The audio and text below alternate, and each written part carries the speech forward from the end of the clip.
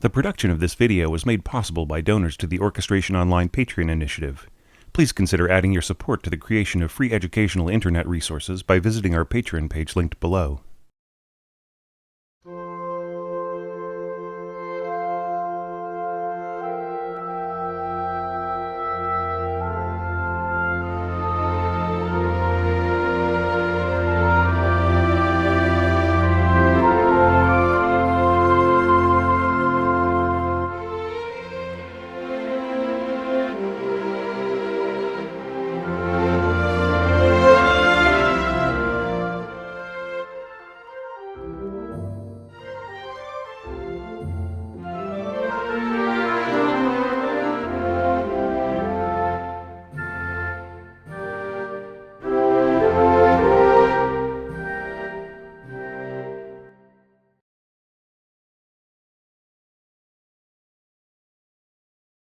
It is a beautiful summer morning here at the end of January in New Zealand. Remember, we have the opposite seasons for compared to the Northern Hemisphere. And it has been a long time since I was able to dig into the orchestration challenges. Just a few words before we start on the evaluations. I just want to say I really appreciate the patience and kindness that the community has shown me while I was on the road to recovery from long COVID symptoms. Now, I still have them, and they're still pretty serious. Like yesterday, I took a walk and I sort of had an energy crash at the end of it, and had to kind of limp home. My wife was away on a hike with the car, and I wasn't able to. It sounds pathetic, walking like about 3 or 4 blocks on a mild uphill, was just really difficult. But on the other hand, I'm having more good days than bad, and today seems like a pretty good day. So I'm going to just try this out, everybody. Just very slowly get back into these evaluations because I miss them so much. People might be thinking, oh, Thomas, he's just, he's avoiding these. It's too much work. He doesn't want to do it anymore. That is totally not true. And actually, just to clarify, I haven't heard anybody say that, but just in case anybody had that sentiment, it is not true. I treasure the opportunity to help developing orchestrators and even just check in with really professional orchestrators who have decided to enter this just to see what I think about their orchestrations. I appreciate it all, the confidence that people have put in me and the trust and the willingness to improve themselves and the work that these videos do, even though they might only have a few hundred views. They do so much work in building up developing orchestrators. I know that they might be the most valuable of anything, the most valuable thing that I ever do at all here on this channel. You're watching it right now, in my estimation. So I want to thank everybody, and just to say that I'm going to try. I have a hugely busy 6 months ahead of me, as I just posted in Facebook an announcement. And also over on Blue Sky, I'll be mentioning this in the next few videos. I will follow back anybody who follows me on Blue Sky who is obviously a composer. Okay, or just if you want me to follow you back, really make it obvious when you follow me that you're a composer, and I'll follow you back because I really want to. It is a great venue over there to just in an informal way kind of share what's going on in different composers' lives in a way that where the community isn't at stake, right? As like it is over on Facebook. So anyway, that's all I wanted to say here at the beginning. Now let's take a look at Brandon's really awesome entry.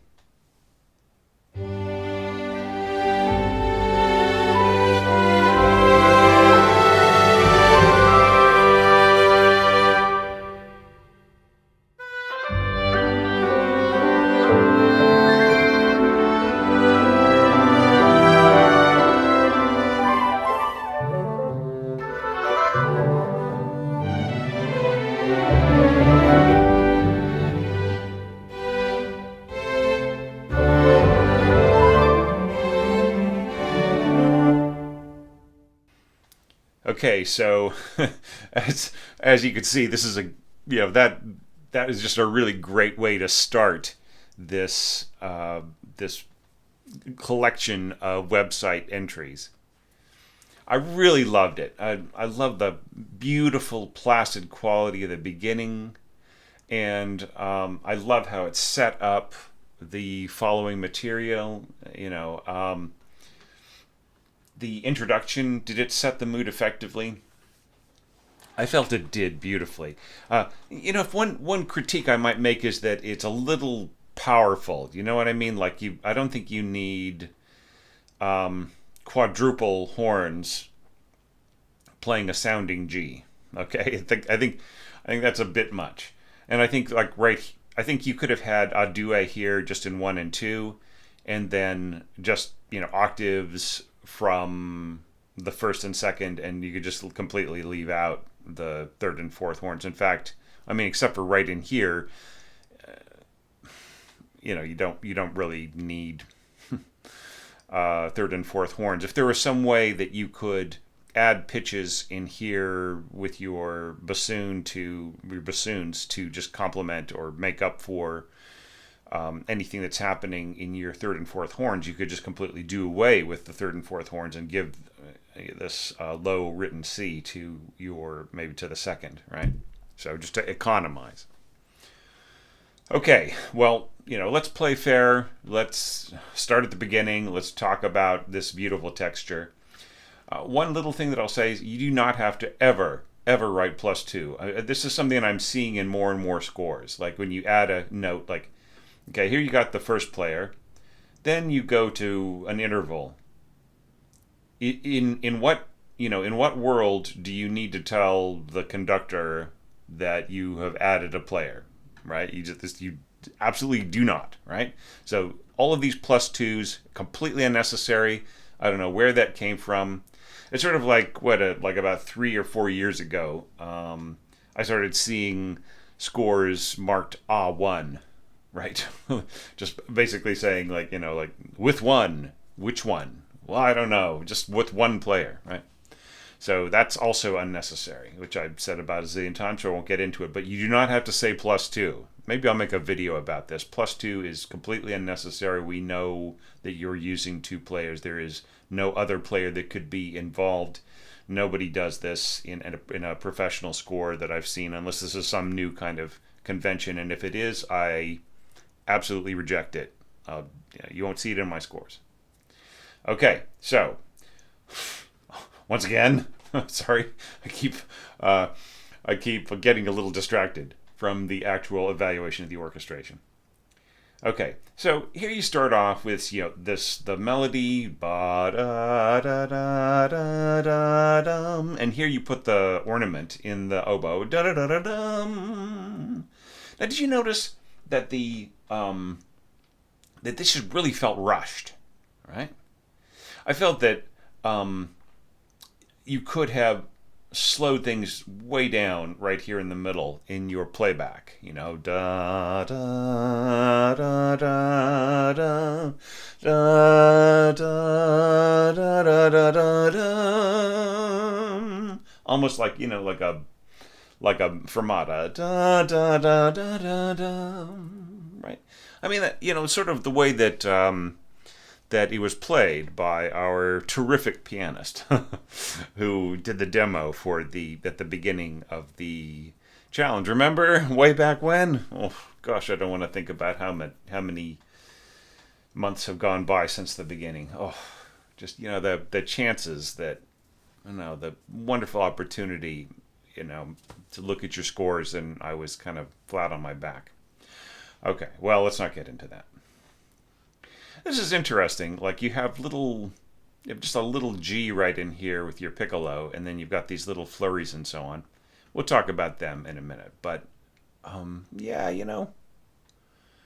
not so sure that piccolo is completely necessary, but like there's nothing wrong with what you did here. It has just a very beautiful, like catching the overtone here on the G. It's very wonderful. All right, well, let's look at the feasibility of everything. All right, like the way that you start your strings is very beautiful, and then you have the flute come in like an octave higher, which is, unless the player plays out, is going to be more felt than actually heard for its own sake. And then especially when you add oboe to thicken up what's going on in your first violins, the flute is further swallowed up, at a softer dynamic. So it's just something that you need to think about. Like here, you got a mezzo forte first oboe and first violins, and you got mezzo piano flute. So basically, you are saying here to your first flute player that you want their tone to absorb into the melody, right? So if that was your intention, then accomplished, like mission accomplished, right? The thing that I worry about here is that since the strings aren't playing the ornament or this little da da da da da, which I mean, it is sort of ornamental, but I don't feel that I feel it's more a part of the melody, right? Beethoven writes this as a he just puts in the turn sign, but here he writes in the ornament. So I do not feel that this is ornamental so that it would just only be played in a single instrument, nor do I feel that it is a tie. Da da da da. Right? It's like this implies like a syncopation or an anticipation, right? So what's going on in everything else, right, that shares that, just like walking down one step, right? So yeah, not a huge fan of just the oboe playing that. I mean, I think it would have been just so much more powerful if your firsts had doubled what's going on in the oboe, and if you hadn't tied this D. That's just my opinion. All that aside, it's really wonderful to actually see something in G. Like I did mine. I scored mine in F, and so many others have scored theirs in F. And there have been a few in G, and some of them I thought were pretty polished. Some of them needed a bit of work, but I feel this is one of the rarer ones that is in G and is very polished. To an extent. Now, you're doing a lot of kind of balancing, like bringing certain elements forward and suppressing others and so on. That's just completely unnecessary. I think that you should have a unified dynamic here. The one exception would be is like you could keep your brass in the background, right? But I think like clarinets and oboe, second oboe being like piano compared to everybody else, and I mean, I can see the idea of the flute here, but like you could also mark this the same, and it could just get absorbed anyway, right? Because this is like with the understanding that this is kind of like classical, kind of a classical sound. So yeah, I feel this is really strong. You see trumpets. I mean, this low G is just almost completely unnecessary if you got your G horns kind of like, I mean, I would rather hear this from the horns than I would this low G from the trumpets, though it's completely, it's completely possible. It's just not the best quality note. And then, like, of course, you got trombones also playing the low G. So it just, I just feel you would be better off with just like first trumpet here, right? And then you could just have one trumpet at least for this opening. Okay, and then like the nice octaves here, that actually works really, really well with alto, tenor, and bass, like the old F bass and the old alto. I mean, this can be played in a balanced way with some effort by tenor trombones, a trio of tenor trombones, as I'm sure, just to stop all my trombone players out there from typing a correction. I'm sure that everybody can play it piano, but the top note is going to be a little strained, and and so on. So it's just like if this were the original E flat, B flat, and F trio, right? Or even if this were, let's say, like a modern alto, that's got the trigger on it, and then this is, a modern tenor with the F trigger and so on, and then this would just be like a bass trombone, a modern bass trombone. Then you'd get like the most balanced sound. Anyway, okay, it's a bit of trivia. Yeah, and this is kind of nice. I like this being behind LV, you do not need this. You don't need LV. You don't need LV here, and you don't need to say X to stop it, right? All you need is just the incomplete tie, right? And if you intend the sound of your cymbal to last until the beginning of this bar, then what you need to do is just go, this roll, and then I would say, or tish. This is a roll, and then you go tish, and then this. So, okay, so I would just turn this into a dotted quarter note with an incomplete tie after it. And then the same thing here. Just make this a quarter note. You know what you could even do is just like a quarter note or an eighth tied to an eighth fermata. And that's about, like, at this tempo, that's as long as your timpani is going to last. But you just write SOS underneath it for sostenuto, right? And they'll just let the kettle ring, and it's not really going to matter after that. Okay, alrighty. So that's my analysis of the beginning of this. There are a few other little things in here, but I mean, I think this just really builds a beautiful landscape right in here, and it's just nice work, Brandon. Okay, so now there was a question of contrast, right? Like, how many times can you use the same voice in a small orchestra, right? And, it still sound symphonic and conversational. Okay?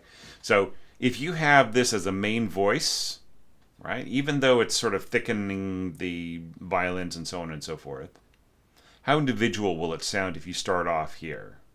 Well, in this case, since there is doubling, it's you have this really kind of a really warm sounding line here with the first violins, and then the oboe starts off by itself. So yeah, okay, that's enough of a contrast for Beethoven, right? So yeah, Dolce, that would go after the mezzo forte, right? Da da da da da da da da da da. Yeah, okay. And this is very cool. This little, you're sort of flicking these little piccolo things, and then right in here. Okay, we'll talk about this. You had a little trill in your mock-up that you didn't put in the score. Maybe you changed your mind about it, but you gave me the old version of your mock-up. Anyway, very, very fun. Okay, so melody starting with elegance. Okay, I'll give that to you. I think you could have like longer. You could have longer slurs on some of this. It can sound a little fiddly if there are lots and lots of, like, when you have lots of shorter slurs, the player will attempt to sort of articulate differences of, like the nuances, right? I'm always talking to people, put nuances in your score. So if you want this to be highly nuanced, right, then that's great. Okay, I don't think that it needs it, because I think you want to open out, right? So you could go ta ta ta ta ta. Right? I mean, doesn't that sound a little bit more natural? Right? This is really beautiful, the way the piccolo comes in at the end. Yeah, and you can keep that mezzo piano where with flute, even though there's control up there on that G, it's still going to be very kind of a bit brighter, and kind of harder to really nuance down. So if the conductor wanted to control the dynamic on the piccolo, it would probably be easier with that G, right? To bring down the volume a little bit. Although some people just feel piccolo is a hopeless case and everything is too loud, but I disagree. A good player has got much more control. And this is lovely right in here. This, the way that you worked out the harmonization and so on. That's nice. And you could make an argument here that by putting in kind of more of this rhythmic nuance, that it makes up for the fact that that you can't have that kind of pianistic murmuring in the accompaniment, right? Is there a so that sort of ties into the natural flow, all right? So that's really cool. Yeah.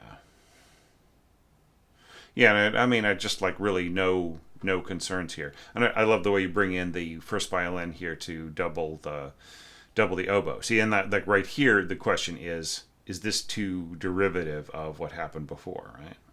I mean, but it still has this wonderful sense of like the dawn breaking, right?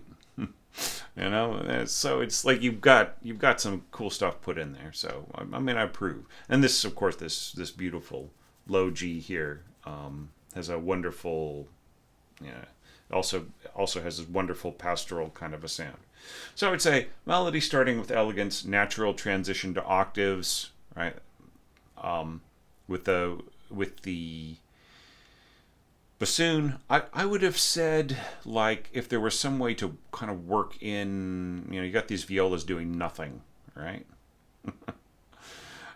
I would want that cushion so that you get the same quality on either side of these clarinets. Right? That would be my strongest note. All right, so now we go to the leggermente section, and why is there no leggermente marking? Right? It's. I mean, I feel that it's really important.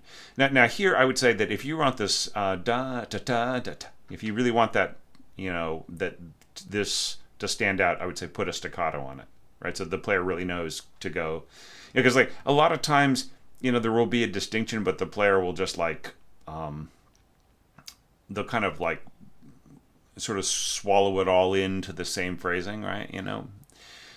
Even though it might be distinctly tongued, but it might not be tongued in a way that sort of that contrasts with the slur, right? So I would say put in a staccato if you really want that da ta ta ta ta, right?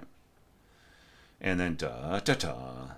I mean, I'm down to that ta ta ta ta ta ta, right? So it's so put in the staccatos there, and definitely don't leave out leggermente. Okay, Beethoven put that in there for a reason. So he just really wants it like. Writing in leggermente here is as much as putting a pastoral marking at the beginning of this, right? It's just, like, yes, the dawn broke. Yes, the sun opened up.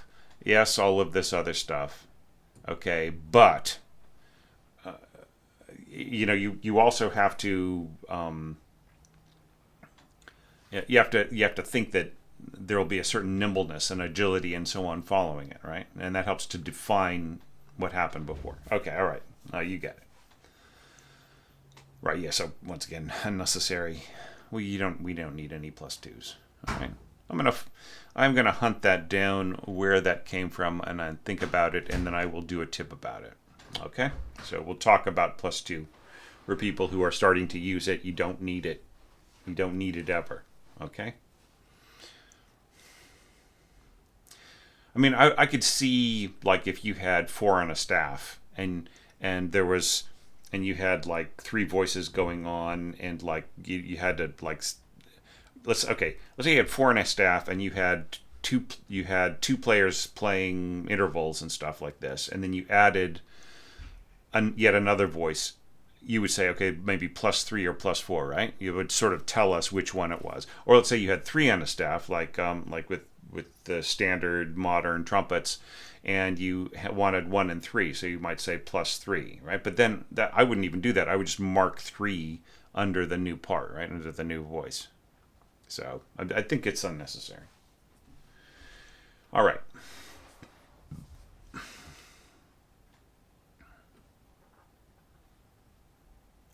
Yeah, and then so so harmonic support, you add a pizzicato and timpani. I think that works out really, really great with like the pizzicato being answered by the timpani.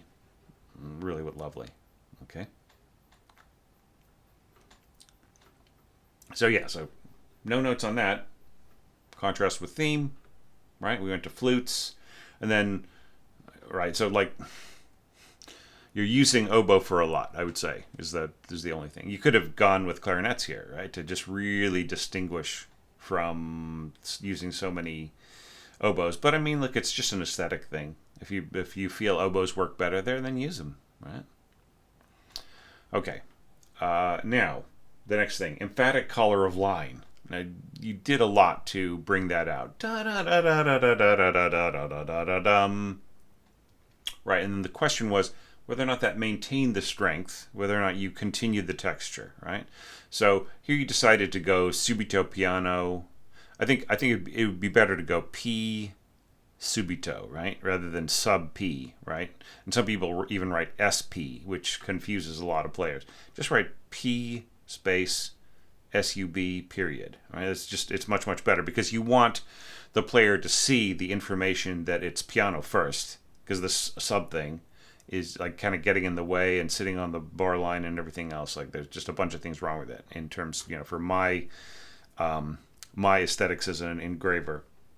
So I would put it piano subito. Everybody knows what that means, right? You don't have to say suddenly piano, suddenly. Yes, okay, I get it.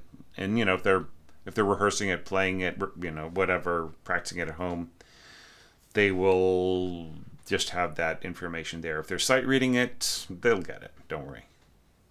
And I like that, pushing in with the strength here with the duet flutes. This is really, really powerful, by the way. Just like a duet flutes and a one oboe to kind of color things. You might not really need so much weight, but I really love the way it comes in over the top. Right? It just there's a lovely quality to it. But if all you wanted to do was to catch the overtones of this line here, then all you need is just like a single flute. Right? All right, but this is really great right in here. These clarinets here and the bassoon and the horns and so on. I just feel it's really nicely put together, and it just really does feel kind of seamless. So you don't have to change anything, but just be really aware that that's a lot of weight on top, right? Okay. But, and I do like the contrast of texture, right? So, like, you've got the harmonic density down, right? Pushing into this, and then you drop out with your winds. I would just say one thing. If you're going to go subito piano here, I would give everybody the same dynamic. Da-da-da-da-da-da-da-da-da-da-da-da, boop, right?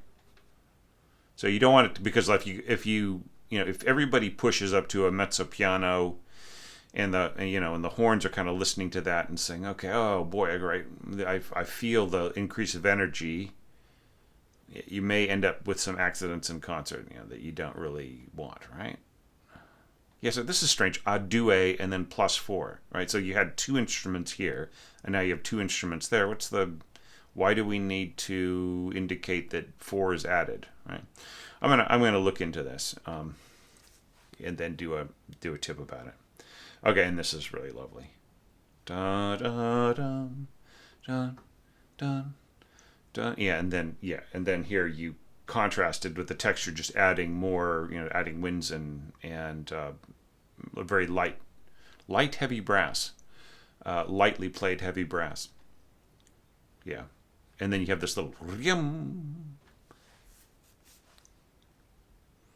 Yeah, I mean, and it works. The piccolo is at a bit of a disadvantage here, but I mean, you're just doing a little throwaway. Right? I just did a tip on this, but you might have already seen that. Yeah, and then this, obviously you had more things planned. So, but let's stop it there. Okay, so my evaluation of this is, I feel is a very strong entry. And it would have been great to see more. So, if I ever get back to, at this point, I just kind of really want to, I would like to finish the Beethoven challenge evaluations and heal, right? And this could be part of my healing. Like last year, when I was able to come back to it, I just really felt that it was healing, but then I got sicker and sicker, and it was due to other things. It just was because I kind of was still learning to manage my energy. And am I more healthy this year than I was last year? I don't know. I don't know. Check this channel, literally. Okay, but anyways, great work, Brandon, and apologies that it took so long to get back to this, but it was just really a wonderful way to return to this lovely task of looking at scores. So look, let's not waste any time and just go straight to the next one.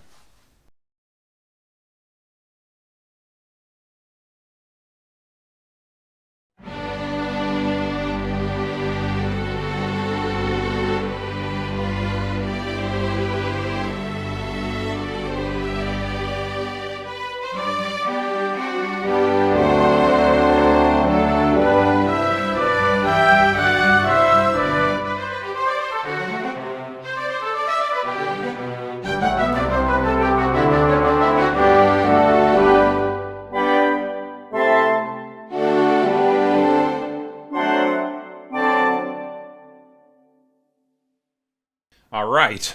Another great entry, this time from Robert, also in G major.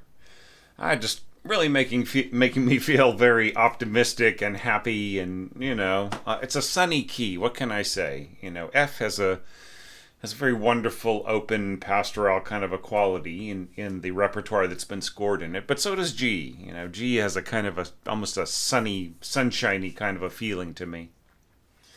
Okay, well, let's not get too poetic, but let's just jump straight into the orchestration analysis. Did this intro set the mood effectively? I felt yes, and I felt it. It was one of the better, the better scored all string intros. Yeah, I just felt, and it had a very Beethoven quality. Like, in my example video, like Pitfalls, I threw the opening of the first movement of the Sixth Symphony of Beethoven at you guys, and just starts off with strings, da da da da da da ba da da da da da, right, and it's all strings, right, and then the development of that theme goes into strings and so on. Anyways, so it's really very similar in spirit. There were a few little things to think about, like if you wanted to help the string players keep their bowing like more regular, there's no reason for the first violins to be slurring this bar and the seconds and violas not to, right? So it would be better to make this uniform. Right, so everybody's going da da. So down, up, which is really great. And then here you have this all under one bow, da. And then here it's okay for these to be different bowing in different groups in the section. Da da. It's just really nice. It's just simple, beautiful. Like that's all you really need. You could have put like a like if you'd wanted to, you could have added a little bit of push here. Maybe in the upper strings a little crescendo. Da da da da da dum, and then a little let off. Da da da da da dum. But you didn't need to, and you didn't do it, and it doesn't need it, right? So this is all fine. You might want to do things like maybe like correct the direction of some of these. Like it does, just because I had to put in like an up stem in scoring the piano part doesn't mean that you have to leave it in, right? Okay, so I think you accomplished your purpose and made me pretty happy with the Adagio Cantabile. Alrighty, now let's go on to the Allegro non troppo, right? So what are our goals here? Okay, does the melody start with elegance? Right? Okay, is there a natural flow? Okay. Now, before I jump into that, though, did you hear how freaking loud these horns were? Man, they just, and here too. And let's the brass in general were pretty darn loud, and let's actually take a look at why. Okay, I'm gonna just have the view swing over to here. Look at how the winds are like down here. Let's see if I can get it. Yeah, so like they're at 95, and like look how weak these strings are right in here. And look how incredibly powerful the brass is. Now, I'm sure that you didn't do that. Let's go back to a regular screen view now. I'm sure that you didn't do that yourself. That was probably the preset levels. And that is, I think I might have mentioned something in the pitfalls of like bringing the strings up and maybe like leveling out or bringing down the winds and the brass a little, especially the brass. Right, so this is something you could experiment with yourself, Robert. You just take your mock-up or take your original score and like just level out all the faders, right, so that they're all the same, like so make them all 0, right? Or maybe bring down, like sort of reverse everything, bring the winds up a teeny bit, bring up the strings a lot, and bring down the brass a bit, and then just listen to whether or not it balances, right? So. Anyway, I think that would do really well. Now, the problem that I see here is, like, you have this beautiful, sort of very respecting of strings kind of approach here with your slurs, right? And now here, it's just so random, right? Like, you've got these beautiful clarinets, da-da-ba-da, it's like all in one breath, right? And then here you've got like a single note, and then the slur starts here. And then you sort of break this up, and you've got these, like, did you intend this to be portato, like with a, for this to be slurred as well in the second voice? It has to have a separate slur for the second voice if you intend portato, right? So it has to be I completely do not like Sibelius's approach to notating portato at the end of a stem, right? It should be the slur should be below or above the. It shouldn't be above and next to the stem, and leave out the portato marking. So it's one of those things that Sibelius needs to fix. So anyway, not to get involved with minutia, but like you've got this big old slur here, and then you have separately articulated notes here and separately bowed strings here. So I mean, like, what is going on here, Robert? What is the shape of your phrase? How are these players going to be playing it, right? So, think about the bowing first, all right? So, what if they went up, down, up, down, up, down, up, down, right? Or what if they went up, down, up, down, up, which kind of goes backwards with the, like you would actually want this to be up bow and that to be down bow, but you get the idea. Like that kind of reverse thing is easy for the players to do, right? So, I mean, how smooth do you want it? Right. Okay, so that's the first thing. And then, like, with the wind players, you could just put this over the entire thing. By the way, I would, let's see. Let's get the, I would put in a rest there. I see, like, it. I wouldn't have it the other way, right? I would rather have it this way. But it's better to keep the stem directions uniform when you have, like, a first voice entry like this.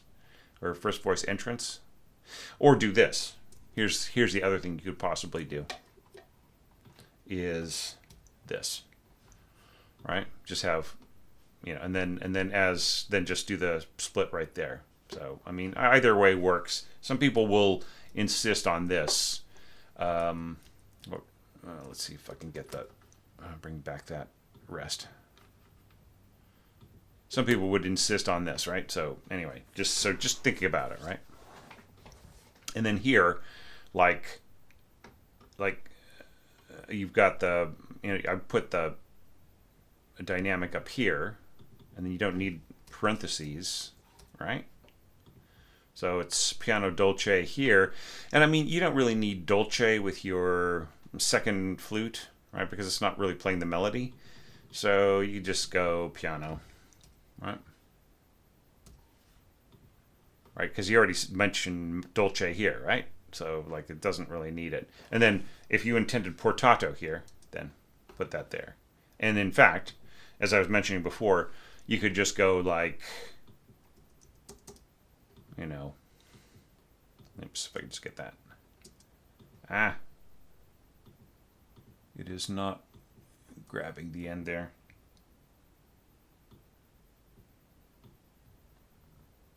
You know, you could just put that there if you wanted to, right? It's just driving me crazy. So yeah, so portato has to look like, pardon me, portato should look like this, right? Oops. Right? Or like if it's just restricted to those three notes, it should be like this, right? It should never be that other way, you know, that it was before. But I'll leave it that way just so you can, just for reference. Right? It should never look like this. This is horrible. All right. So anyways, but that's probably something that Sibelius just thought, oh, people will fix that themselves. Okay. So yeah, so just I think that you need a uniform approach here. Like, so just like, for instance, like they should be easily dividable bows that are still very beautiful and just, you know, it all needs to hang together. So does the melody start with elegance? I would say modified rapture, to quote a Gilbert and Sullivan line, or it's Gilbert, not Sullivan, but W.S. Gilbert. Modified rapture, right? So it's not quite exactly, you know, rapturous, but like you can fix that really easily with the right slurring. So everybody should slur the same way, right? I don't think you should have slurs in one voice and separated notes in another. But anyways, but if you were wondering how to do that, then you know, then that was then that would be how I would do it. Now here, if you want this kind of same articulation here with flutes and with viola, then put it in, right? Right? And then I would say just have the whatever you have for your upper strings, just have this. So like, do you have a natural transition to octaves? Beautifully done. Because I love the wonderful chorale kind of a quality right here in the middle. And this is really nice. I mean, do you really want this kind of energy from your cellos? Like kind of a sort of Peter and the Wolf sort of a, you know, feeling to it. Do you want that sort of bounce? Or do you want it to be more slurring? Because that's all very possible to put in. Right? And then, you know, once again, like here you got a slur, and here you got two. You know, you've got these. This feels like portato to me, right? I think that you intend that to be portato. Okay, so yeah, all right. I spent a lot of time on this. I apologize. I'm trying to keep these more short and sweet because I don't have any physical problems with my throat, but you know, it does get tired faster than it used to. All right. Now here, I do not think you need to go first oboe and then second oboe, first and second. I feel that this is a problem. You know, you're asking one to go da da da da, and then the next one to go da da da da da. It's really better to have just your first player do all of this, right? Because like that's their job. The job of the first oboe player is to play these little diddly things and to be brilliant with it, right? And you know, does it matter when you are doubling everything with the strings? Not really. But here's the other thing is, why are all of your winds going slur, slur, slur, slur, and your strings going yep, I mean, it's something that sort of seems like a cool, nifty idea, but you know, in the end, you just end up with a, you know, kind of a conflict of, you know, it's not enough. Like this is just really simple melodic exposition, right? There isn't really any kind of special effect or emotional hook or atmospheric thing, or you know, all these other kinds of things when you're blending different articulation styles, right? It's just kind of, it's busy in the strings and it's flowing in the winds, and you just pick one, right? Pick one, and give it to both, all right? So I would just say make this all the first, okay? And just do this all in first bassoon. You could have like a slurred call and then a staccato response, right?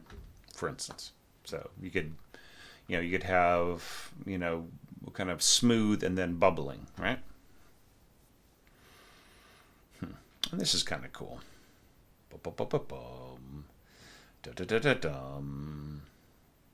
Nice. Okay, so that's my thoughts about the contrast between lines. You didn't add any harmonic support, and it doesn't really need it. It just depends on like the vision of the orchestrator. Okay, so now we go a duet. And I got to say, this is a lot of power on that. You've got all 60 of your first violins. If you think, if your violin section is 16 firsts and 14, excuse me, I shouldn't have said 60. I should have said 30. You've got all 30 of your violin players. 16 firsts, 14 seconds, and ideally a medium to large size orchestra.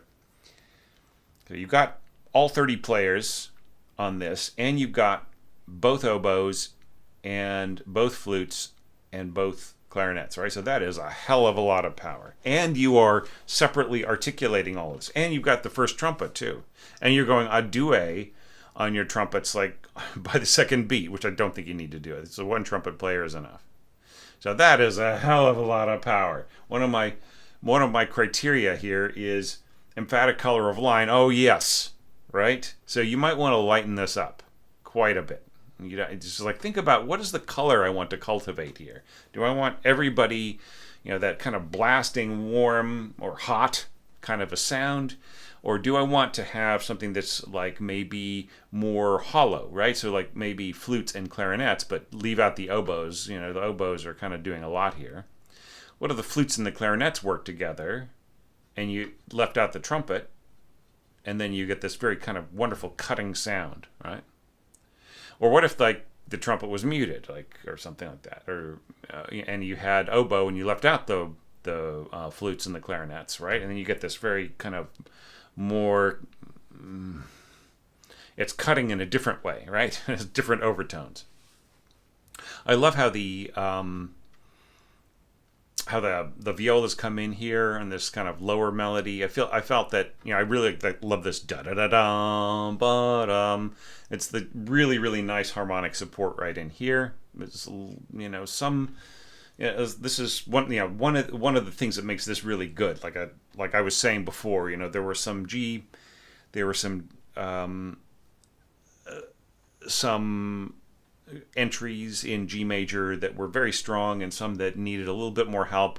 I felt that this is some strong scoring right in here. I like that. I mean, yes, of course, you're kind of doing what is in the piano score, but some people just completely left it out or reversed it, had it upside down, and so on and so forth. So you couldn't really feel like the architecture wasn't working. So yeah, so it's intensely powerful, and the melody could use some lightening up, and then just like the last thing is a sort of an aesthetic thing. Do you really want down up down up down up down up down up down up down up down, right? Or do you want up down up, right? Or do you want up down up, right? I mean, or do you want just like this, the winds to go ta ta? This is really cool, the way that you like jump up an octave here and then an octave like later on, and kind of leave it to the clarinets and the added trumpets to compensate. But I'll tell you something, you do not need any compensating from an additional trumpet player, because that one single trumpet player can outplay everybody in the wind section and the string section by themselves, right? Go check out Mio's Suite Provençale for a lesson in this. There's a really great recording of it. I can't remember if it's if it's a Spanish orchestra or a Spanish first trumpet player. I can't. There's something Spanish about it, but I think it's a French orchestra. But anyways, the first trumpet player is turning that suite, which is intended for a full orchestra. He's turning it into a trumpet concerto. Okay, and he's really showing how powerful just one trumpet can be. All right, it's also possible to do that with trombone, but the trombonists are much more polite in that orchestration. Okay, so all right, so going on to the next section. Okay, do you maintain strength? Do you suddenly drop out? I would say piano dolce. We had a little bit of crescendo here, leggermente, and then you had like you really are being sparing on your markings. Uh, it's I think if you're going piano dolce, mezzo forte dolce, and so on and so forth, you're all going diminuendo. You need to sort of tell everybody what the dynamic is here because you did so much messing around in here, and then you have to say what the dynamic is here, crescendo towards what, and whether or not this is a subito piano, right? Just like I talked about in the previous thing. It had a really great subito piano. All right, and that just leaves. Same texture. What you did was you used the same kind of you used the strings once again, and then like had this wonderful colored kind of a thing, and of course like you're using horns and like modern horns in F, and you're not trying to do anything fancy in terms of scoring for natural horns, and that's all good, and I feel that this is pretty good, right? So yeah, so this all fits together beautifully. And then you have this little answer by the winds, and then just horns and strings, and answering by winds again. So this is really lovely right in here. The contrast, the texture. You didn't really need a dynamic contrast going back and forth. I just felt it was really strong, and it really it made me wonder. Oh, geez, what would Robert have done with the next section? But I mean, that's one of the reasons why these website entry videos are so lovely. I mean, it just really leaves me wanting to know more, like what is the possibility here? And sometimes people are just doing their best with the smaller amount of example that they have time or energy or, the facilities to deal with. And then they get better and they send me longer entries as part of Patreon or whatever. Okay.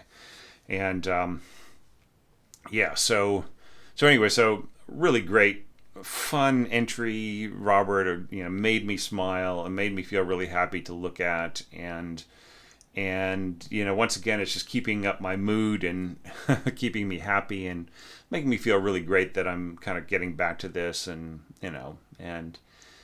so thank you so much for that, and thank you for your patience. And now let's take a look at the next entry.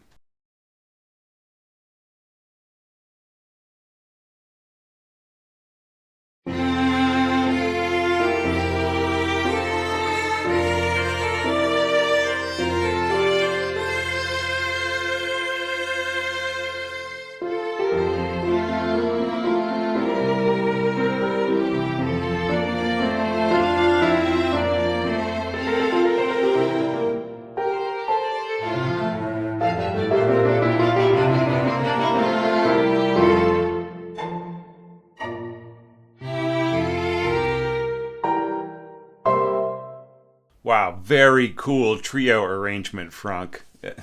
That's always great to get something from you. As I recall, there's always like a little twist or something just real fun about your entries, and I feel that this is just a lovely reinterpretation. There's some things we could definitely tweak here, but I feel that the presentation is pretty strong, right? It's the sort of thing where you kind of would have to ask, well, what's the justification for taking a Beethoven piano sonata that's already, sounds perfectly fine and making it into like a trio sonata? Well, I think you make some pretty strong points here. So So let's completely play fair with this. In at least, conscious though that it isn't an orchestration as much as it is like a chamber arrangement. Okay. So does the intro set the mood effectively? I feel that like you have to go back to why I set 60 as a tempo, and that was because I felt that that was a more apt tempo for an orchestration, right? But this is not an orchestration. This is like a chamber arrangement. So and you have a cello solo. So you are going way too fast for your cellist. Like I would say, go back and listen to the piano version, right? That we just had this fantastic I can't say enough. That's one of my favorite performances, just because everything is so beautiful in it. The phrasing, the proportions, the tempos, right? And so it's taken really slowly, right? Da, da, da, da, da. I mean, it's just really, da, da, da, da, da, da, da. I think you need a fermata there. Da, da, da, da, da, da. It's like, I mean, you've got the most beautiful cello melody right there. Like, why are you going 60, right? You just like almost twice as fast as you need to go. So just make everybody go slow. Okay? So that to me would be setting the mood effectively. And then the other thing too is, why are we going, what's with all this dynamic mixing? Everybody could be marked piano, right? Adagio cantabile, this should still be in here. But just like piano, and then of course this is going to play out. And you can get, the cellist is going to know what to do. You don't need to say mezzo forte here, right? So everybody could be the same dynamic, and just let them play and find their own balance here, okay? It's like it's a chamber score. It is not, does not need to be so severely tweaked. I would say like you could start off like just piano with everybody, and then just give the cello some hairpins, just to let them really bring this out. Piano, maybe piano for everybody, but piano espressivo for the cellist.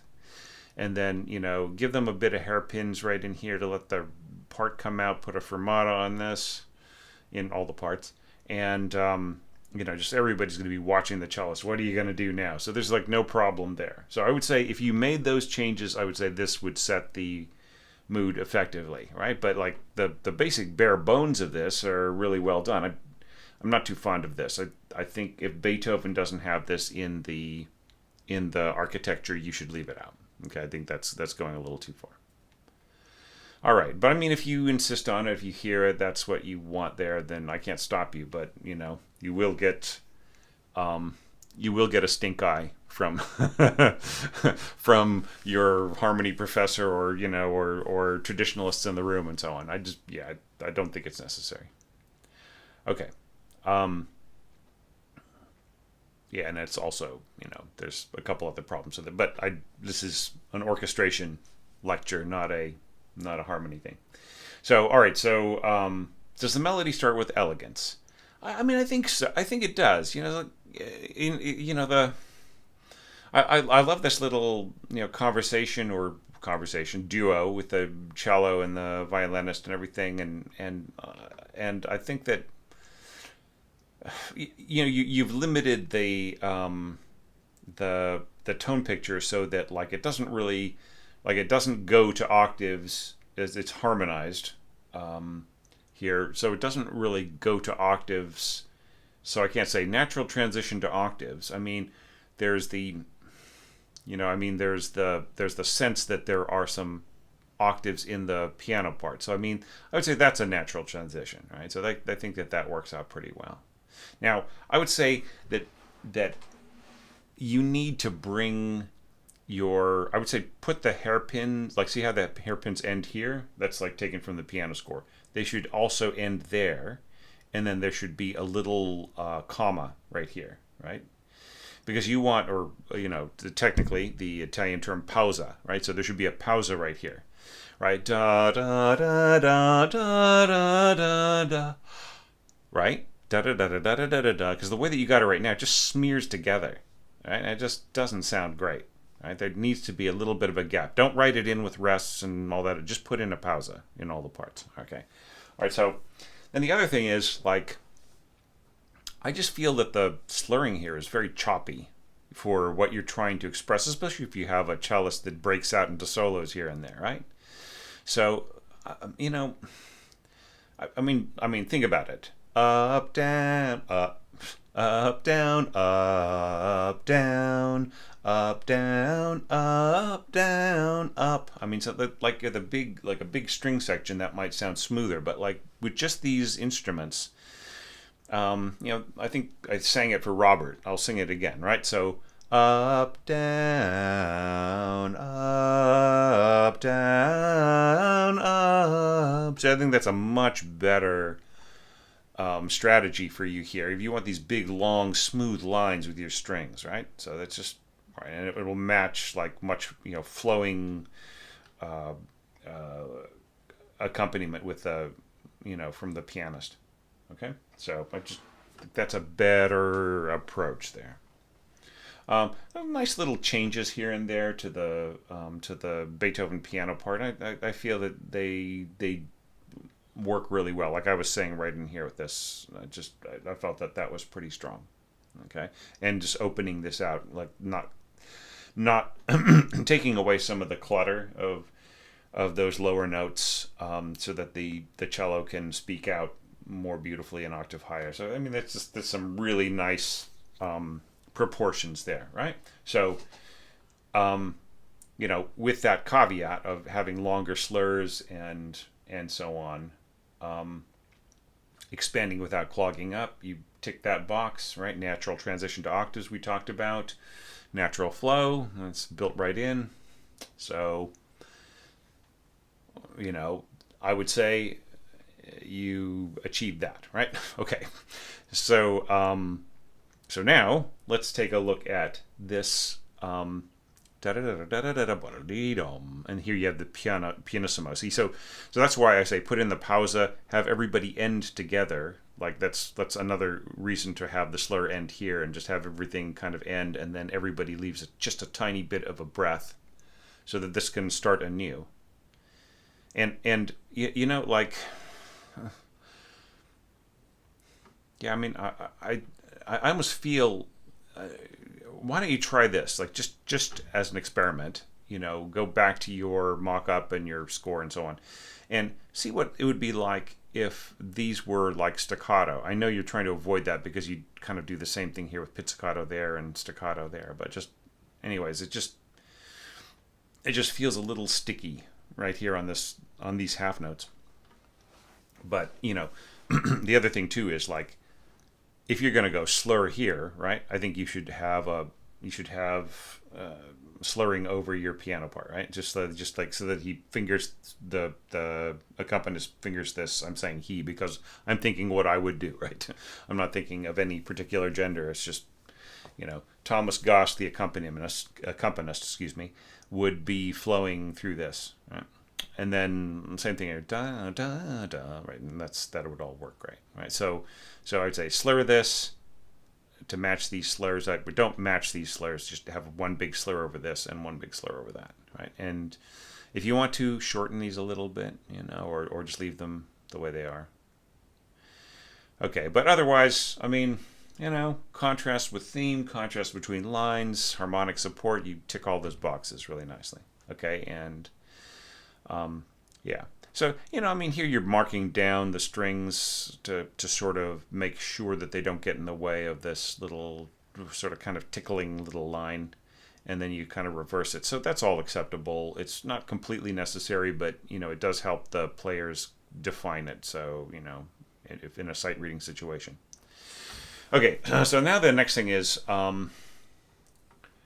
emphatic color of line, harmonic density, maintaining strength. Okay, so all right, so I felt that, like, from a purist standpoint, some of this feels a little too complex, but from a kind of a looser, kind of a Beethoven just rocking out kind of a, kind of a feel.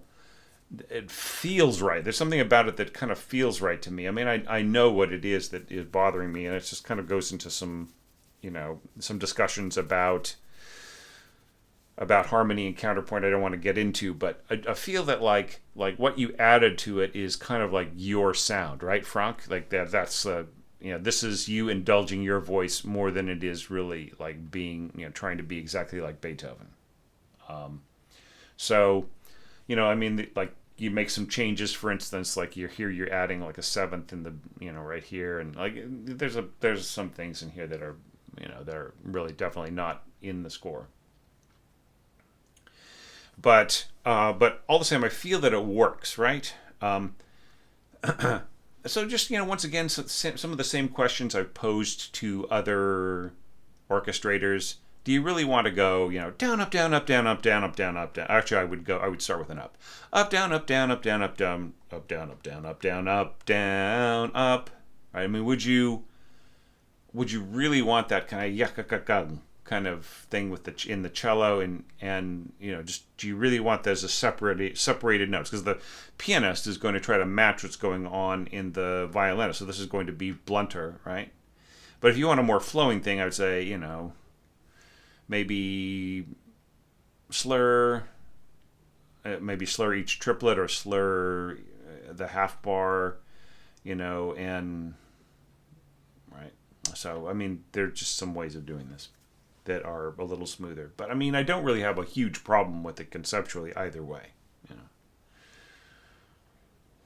But here, like, I'm wondering, you're setting up this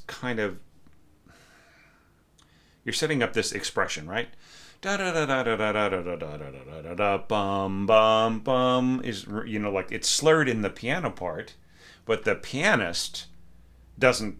The pianist cannot phrase the same way as a string player, right? So they're going chong, chong, chong. They're just really enunciating each thing, even if they're playing smoothly, right? So I feel like maybe you should consider possibly doing something here, like maybe mezzo staccato, or maybe just separately enunciated, regular articulated notes, or some other kind of a thing, because it's like, I think it has so much power. Da da da da da da da da da da da da da da bum bum bum, as opposed to da da. Do you know what I mean? I mean, it feels like this slur is kind of taking away just some of the emphasis. All right, I will stop shouting at you. But yeah, it's just something feels a little wrong about this. Just like the way the setup is leading to this. All right, and I would almost feel like if you just really feel, oh well, the slur feels right to me, and in fact I want to slur all the way across here, then I would say then maybe it should all be slurred leading up to it, right? So there's some things you should think about. Okay, and then I just really love this plink, plink, and then here, like, once again, how strong would this be if you just went note, note, note, rather than da? And if you're going da here, why aren't you going da here, right? Shouldn't these match? But I love the way you have pizzicato here, and then the contrast with the staccato piano part. Just so nice. I mean, just once again, I would wonder, where are you going to take this next, Frank? But I mean, maybe you've done the whole thing as a trio and you've already had it performed and won a Grammy, for all I know. I don't know. Anything's possible. But I felt that this was a really strong effort once again, and and it's cheering me up. This is cheering me up, you guys. I just really feel happy to be getting back to this and to be having the energy to do this, and although we're just going to go and check out the next entry now, I'm going to take a little break myself and go make some bagels, and then I will come back and do the rest of these and hopefully just get it all done today. I mean, it's actually, Yeah, I started pretty early. It's only like 11:30 in the morning, and it's still beautifully sunny out there. Nice breeze, and I might take a walk, and you know, and then I think I'll be able to finish this today.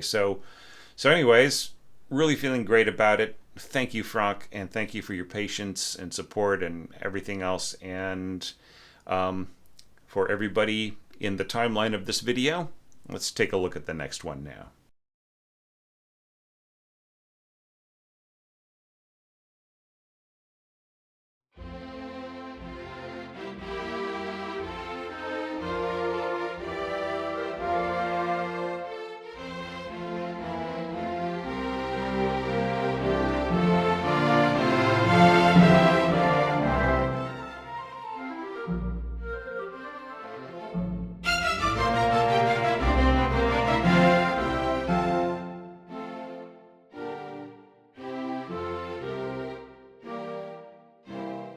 Okay, so I'm back from baking my bagels, and they turned out really well. I feel very refreshed.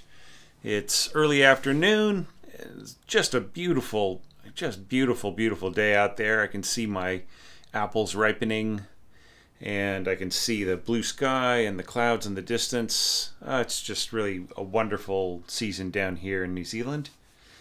And, come visit us sometime.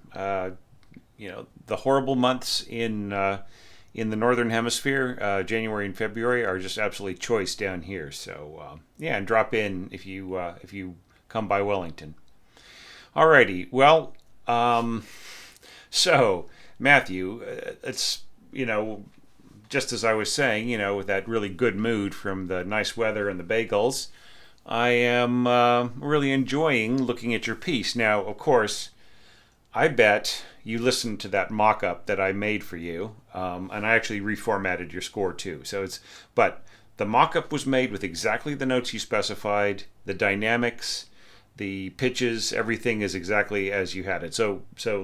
But you probably noticed that there were some harmonic inconsistencies, some clashes, and you also reconfigured the harmony in a couple of places, right?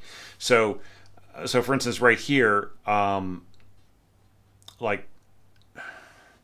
here we are still in, around a C or a C7th, all right? And you threw in an A in the bassoons, right? And yeah, so that's why there was kind of a sort of sounded like a jazz chord right in here. All right, then right here, you didn't end on an F. You ended on a 6/4 B flat chord, right? So it's like a B flat first inversion, right? Or excuse me, second inversion. I'm so used to thinking in 6/3 and 6/4. Sometimes I have to translate in my brain, but yeah. So 6/4 chord F, which would be a second inversion. So yeah. So it's supposed to resolve, right, to an F chord. Now, if you'd wanted to go, like a B flat 6/4 chord resolving to an F chord, you should have had the resolution end had an eighth note value for your B flat and D pitches, and then resolving to A and C on over the same pitch as this, right? So, and then here, da da da da, right here this is supposed to end on an F chord, not on a C chord, right? So you decided to change that to a C chord. I'm not so sure that works, and I think the problem is that considering what follows it, this idea really starts from a previously established F major tonality, right? Rather than serving as a cadence, right? It's not really, if you end with a C in the previous. Notice how I it's not a previous bar. I split the bar just so that it'd be easier to talk about when I reformatted your score. So yeah, so if you think about like ending on C major and then just going straight to F major right here, that implies a cadence, right? A 5/1 cadence, but like it's the beginning of a new idea. It doesn't like there isn't a it's almost like it didn't you're sort of forcing a resolution onto the beginning of the next melodic note. I mean, that's an interesting idea, but it doesn't quite work. And then also this whole da da da da da da da da, this is misspelled, right? So anyways, but it's how you entered it. So anyhow, so those were the points that I thought I would go over first. There might be one or two other little notes here and there, but I'm not going to dwell on them. But just so people know that I'm not that it's not like I'm unaware of the fact that there were some change pitches, and they're probably just little errors, or like maybe when you're ending things on a C here in this previous page.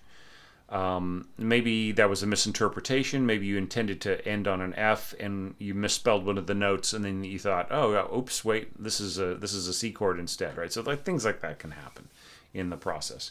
Now, you didn't submit a mock-up to me, so I don't really know what you were hearing, and that's one of the reasons why I always ask for a mock-up from my participants, so I can hear what they're hearing. And sometimes like people will score out their entire entry without listening to any kind of mock-up, and then they'll say, okay, like let's say that they did that, and then they were getting ready to send me their piece, and they listen to the mock-up for the first time, and they go, oh my God, I got all these notes wrong, right? So that's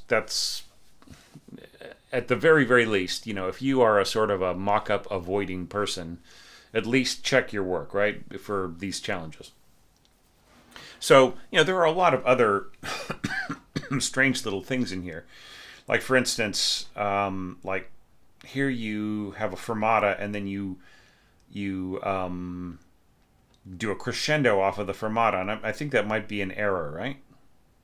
And then there are some other places where the dynamics just don't really quite line up, right? And we'll talk about those when we get there. All right, so, but once again, we have to be as fair as possible, so we're going to just start with the same evaluation criteria everybody else is evaluated by. I don't like to say the word judge, because this isn't a judgment, it isn't a contest, it isn't a there's no competition here.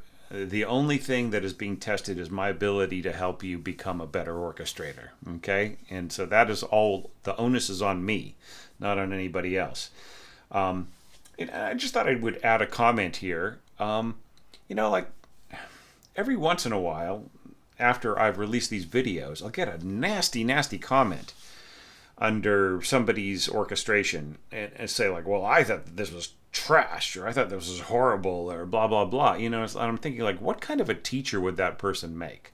How what would it be like to be at their mercy as an instructor, right? I'm just thinking to myself, just really, that is not my way, right? I am not out here to compare one person to another, or to make them feel low, or to make them feel bigger than they should be, right? That's the other thing. It's just, all I care about is if there's anything I can help you with in your orchestration, right? And it's just like, all the other stuff doesn't matter to me, because the way that we sort of prove our usefulness is through the work, right?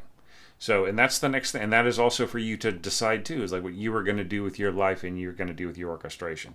So, if you're listening this far into this video and you were thinking of leaving a nasty comment, don't bother, because I'm just going to erase it, because I don't have time for that. Nobody has time for that. It's like the most unprofessional thing I can think of, is like being nasty about somebody's efforts, they put so much work into, and they really feel passionately about, who are you and who am I to make a really crappy comment and be snotty about it. Well, that's not the way I operate. Okay, so rant over. Now let's talk about Matthew's pieces. All right, and I'll start the clock here, Matthew. So now let us think about the criteria, right? So does the intro set the mood effectively? And I think, here you are, you're setting up some things. They're rather lovely. You want this sort of beautiful string dominated passage right in here. But the harmony's a little, I think that you should do some study of part writing, okay? And once again, that's not a judgment on you or anything like that, but I just think it'll improve. Like, just go back to some of the basics, like, studying some Bach chorales, and just to see how he manages the voices there. And then kind of jump forward to, say, like some Haydn string quartets, and maybe some Mozart symphonies, and just like really study how the voices work together, okay? Because I think that would improve, that would make you feel more confident about places like this and like the middle of the next screen, all right? But other than that, I'm not going to turn this into a big diversion into that. I'm really more interested in the orchestration. Now here, you don't have to go capital N non-divisi, right? Just go small n-o-n space div period, right? Non-div, right? So you're just basically saying that you want a double stop there, and that's one of the easiest ones. Is any kind of sixth usually, right? Is pretty easy on most string instruments. This is not so easy. This will probably be played divisi. I mean, it's possible. It's possible as a double stop, but it's just, it's a why, right? It's pianissimo. There is no reason to, even this right in here could be played divisi. It would make absolutely zero difference to the strength of these parts, at pianissimo. The players balance as they play, right? They will make their part heard, or, more likely merge into the whole of the harmony. Okay, so, we're starting off here with this, da, da. So I'm noticing something here, and that is you're very reluctant, it seems, to assign any kind of slurs anywhere, all right? Now I want you to think about this, all right? Think of the bow moving, right? So down, up, so a slur here, down, so a slur from here to there, up, down, up, or it could be down, up, right? Or it could be, this could be one bow, down, and this should be da da da da da da, and this should be a C, not a B flat, right? C, and then da da da da dum. So this could be up, down, and then they can just start. Then the player could just start with this as slur, da da, right? And then here, these could be a lot smoother, right? But we'll talk about that when we get there. If hopefully, Matthew, if you've been listening to everybody's contribution on this video, you'll have heard me sing through a few ways that these could be slurred. And I think for your particular approach, probably like shorter bows, but still kind of smooth. Like, maybe like slurring the half bar as much as possible. So down, up, down, up, down, up. And this is, and by the way, just a I'm not telling you to put an up bow or a down bow mark, but I'm just saying to think out, sort of planning out when you assign your slurs, that this would probably be a down bow, that would probably be an up bow, and so on and so forth, right? So you just, by adding the slurs and kind of measuring off what feels natural in terms of the phrasing, in terms of the sound, you could have this, if you want it super smooth, you could have the slur cover the entire bar, right? So slur, slur, slur, slur, right? And that would make it incredibly smooth. But here, back at the beginning, sorry, my mouse pointer sometimes gets lost.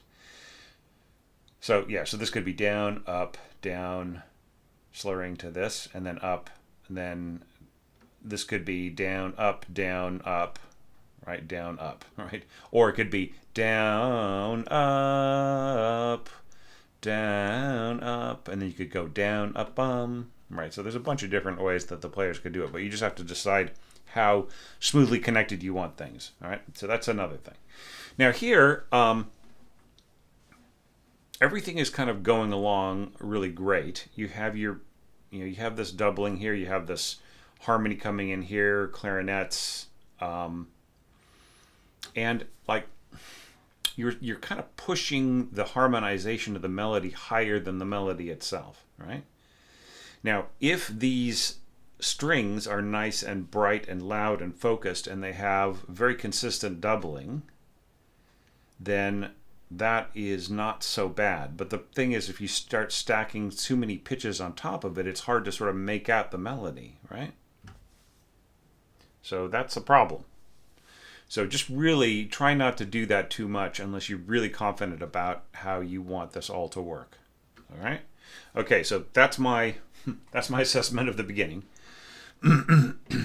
Now, where do we go from there? So does the melody start with elegance? Well, let's just look at how it's scored. Da da da da da da da bum. And then here we go to octaves. Da da da da. And then here when we get to bum bum bum bum, you have this really nice harmonization, right? So walking down in thirds, it's not so bad because you've really strongly supported this melody here, right? That's just exactly what I was talking about before, correct? So we've got second flute and the first oboe and first clarinet, right?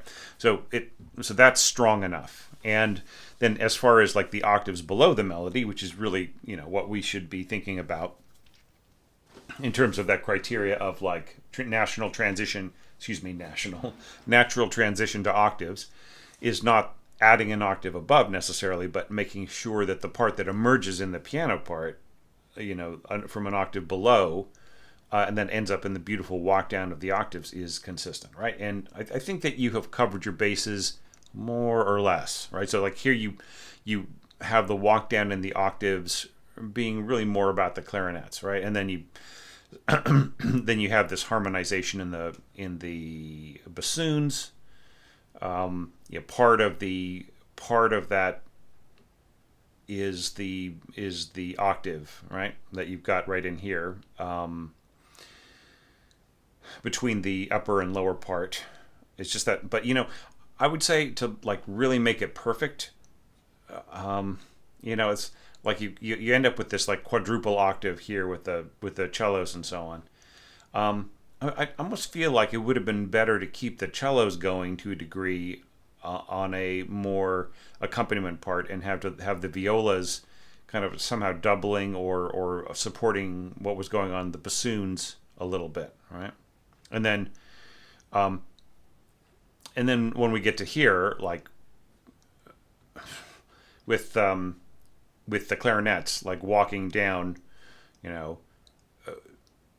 in octaves, I think that the lower pitch should have been supported. So this could have been, you could have written that in thirds, right? Divisi for the second violins, and that would have supplied that. But I mean, it's like there's nothing really wrong with the way that you like the overall idea is pretty good. It's just like that, that if we are concerned about the natural transition to octaves, then I would say that would make that a little bit more, a little bit more workable. I mean, of course, you do have your horns playing a role as well, and that makes a nice blend with the second clarinet and so on. It'll overpower it to an extent. But like there's a kind of a nice rich feel right in here, right? So it's something that I think like you should study some more. Prokofiev, some more, just like look for passages that are similar to this in like Beethoven, like some of the Symphonie Fantastique, Berlioz wind scoring, and so on. I think that would be really helpful for this kind of a thing. All right. But I mean, the horns are kind of cool. I like the way that they kind of emerge and then become more and more significant. All right, so I would say, natural transition to octaves, pretty close. Expanding without clogging up, it gets really rich in here. But I mean, you're just choosing to go in a different aesthetic way than I would have found, right? I'm not so sure that you need timpani here. And once again, you end on a C chord, right? So that you may not have, like I said before, that might have ended up being a kind of unintentional thing, right? There's a, like, if you really did want to end on a C here, you notice like you have all these pitches that that contribute to the idea of a C major chord, and then I think here you might have thought that you were writing a G in treble clef for the violas, right? But this is an A below middle C, right? So this doesn't quite work with your harmonic scheme unless you, I don't know, unless you wanted an A there. But maybe this is left over from when it was an F chord, and you didn't correct it because it sort of slipped your mind. Maybe you didn't listen to your mock-up. But once again, I like the sense of pacing. I like the like natural flow. I mean, it's pretty close. I like the idea of the staccato and the second violins and the pattern and the cellos and so on and so forth. Once again, like, you really are avoiding any kind of slurs anywhere. So I mean, this could have been slurred and really beautifully smooth, almost like a left-hand piano flowing kind of murmuring sound. And this could have sort of emerged as a beautiful kind of opening up, like the clouds lifting over the beautiful warm sun, kind of like I'm seeing outside right now, right? As opposed to each note being a little bit a little choppy because of being separately articulated, right? I mean, you can of course like just say like P legato, and then like people will play in that style. They might actually separate each note with their articulation, but they might be very soft and smooth in the way that they connect, right? So like there are a bunch of different things, but just once again, study that aspect, okay? So I would say, I think that this could be worked on. It's not like this is an approach that is wrong or that has to be completely thrown away. I think it needs a little bit more work. But just like think about the things that I commented there. All right. Okay, so now we're getting to the leggermente section, and just like I mentioned before, don't leave out that word, right? Because leggermente, right? We want it just a very, Beethoven wants it to be played very,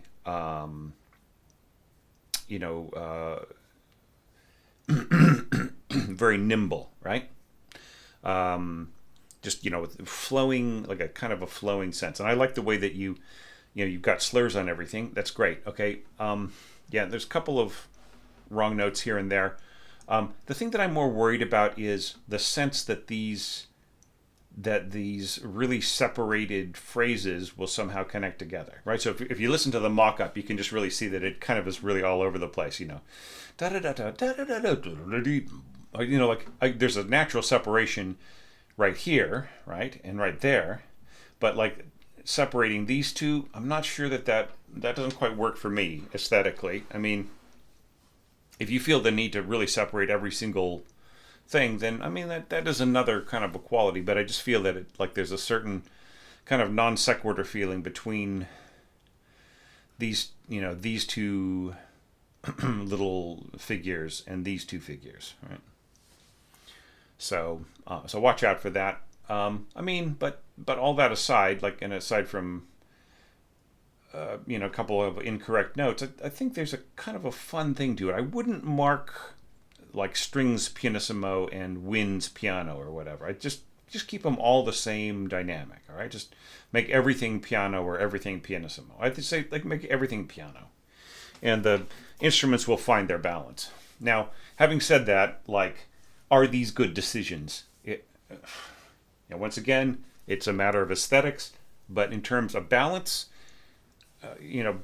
having a solo oboe an octave below the violin section, I mean, if that's your logic in marking pianissimo for this versus piano for that, and then marking piano for the flutes, and I think there's a pianissimo left over from the previous, from the beginning of this bar. like you're really trying to sort of control it so that the strings don't take over the tone. I mean, they're gonna stand out anyways. With this being rather soft, then I don't think there's any problem with the flutes getting swallowed up, right? If that was part of the concern. And then, clarinets, piano, string, this, like with this kind of double octave right in here, and whatever, the clarinet's going to get absorbed to an extent, no matter how you've got this marked. This is kind of nice, but like, shouldn't this be also B flat, right? This is a B flat in the bassoon. Shouldn't this also be, right? Because I mean, like, this is a C7th chord, right? So why are we expressing the tonality of a B flat fifth, right? Right, because it's like it's an inverted C7th chord, right? So it's the B flat is the top of the C7th chord, and it's a sort of a step down, right? As well as an inversion in the harmony, because it's leading to this A, which is it's like the third of the F chord that's going to resolve the C7, right? So without turning this into a harmony lesson. But anyway, yeah, it's just a little weird the way that you threw this B flat in there.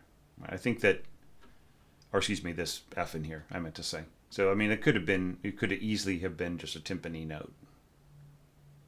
I see, like, if you were just kind of trying to hold to either an F or a C, right? That was if that was the plan, then I would just say just leave out the timpani note, right? Because you've got enough support here with the pizzicato in the cellos and the basses, so you could just, it's completely immaterial, right? That timpani note, right? Because you've got the strength of the same kind of articulation already happening in a full, in like your full lower strings, right? Okay. I mean, it's just kind of fun. I mean, I love the playful way that you throw these around. There's still some work to do in here, but I mean, this, like, the basic, the basic idea is, it's workable. I would actually, I don't know, I don't want to say how to do this, fix this idea by doing that. I'm not going to do that. All right, so let's go on to this. All right, so we've got two problems here. Okay, one is crescendo to forte piano in the violas, but just forte here, and then forte crescendo to forte piano, and then diminuendo from forte. I mean, it's just totally, I mean, everybody should be doing the same dynamics, don't you think? Like, what does Beethoven want you to do? He wants you to go da da da da da da da da da da da da da da dun dun dun, right? So what's wrong with just doing that? Just going crescendo to forte, and then piano subito, right? Or da da da da da da da da da da da da da da da, just like maybe pulling out of it with a little diminuendo at the end. So yeah, so just everything's a little weird in there, like, and as you start diving down and getting lower and lower, and these elements here in the harmonic density, which, like, by the way, feels done fairly well. As these harmonic elements become stronger, especially this timpani roll,